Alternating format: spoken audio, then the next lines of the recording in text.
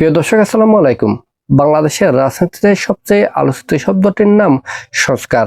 রাষ্ট্র ব্যবস্থা পরিবর্তন, সংবিধান সংশোধন এবং নির্বাচন ব্যবস্থা ঢেলে সাজানোর দাবি তুলেছেন দেশের বিভিন্ন অংশ। কিন্তু বাংলাদেশের বৃহত্তম রাজনৈতিক দল বাংলাদেশ জাতীয়তাবাদী দল বিএনপি কি সত্যিই সংস্কার প্রক্রিয়ায় সঠিক পথে আছে?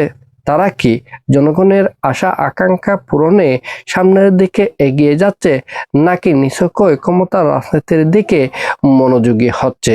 আজকে আমরা এই ভিডিওতে সেই বিষয়টি বোঝার জন্য চেষ্টা করব। বাংলাদেশ জাতীয়তাবাদী দল বিএনপি এবং সংস্কারের ইতিহাস।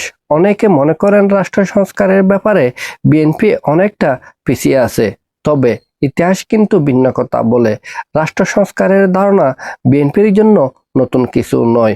বিএনপি রাষ্ট্র সংস্কারের জন্য ৩১ দফা ঘোষণা করেছিল ফ্যাসিবাদের আমলে, যা তারা তাদের নির্বাচনী ইস্তেহারে উল্লেখ করেছিলেন।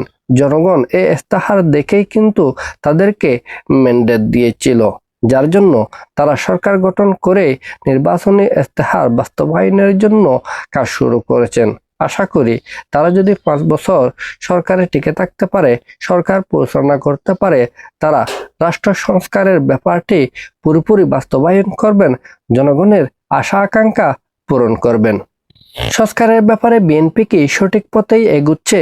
বিরোধী রাজনৈতিক দলগুলোর পক্ষ থেকে অভিযোগ তোলা হচ্ছে, বিএনপি সংস্কারের কথা বেমালুম ভুলে গিয়ে তারা পুরনো পথেই হাঁটা শুরু করেছে।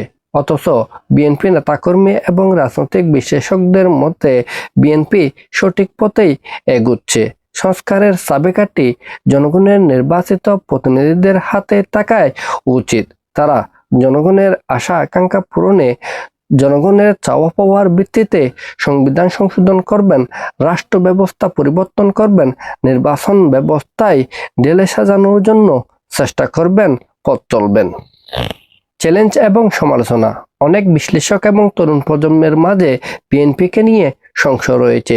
তারা মনে করেন বিএনপির পক্ষে যে সমস্ত সংস্কার কার্যক্রমগুলো যায় সেগুলো বিএনপি সংসদে রেটিফাই করবেন, সে অনুসারে বিএনপি সংবিধান সংশোধন করবেন, নির্বাচন ব্যবস্থা ঢেলে সাজাবেন। জনগণের আশা আকাঙ্ক্ষা পূরণের পরিবর্তে তারা নিজেদের মতো করে রাষ্ট্র ব্যবস্থা পরিবর্তন করবেন। চূড়ান্ত মূল্যায়ন। বিএনপি যদি তাদের ৩১ দফা সংস্কার প্রতিশ্রুতি বাস্তবায়ন করেন এবং জনগণের আশা আকাঙ্ক্ষা পূরণ করতে পারেন, তাহলে তাদের এই পথ চলা সঠিক বলে বিবেচিত হবে। অন্যথায় তারা জনগণের রোষানলে পড়তে পারে।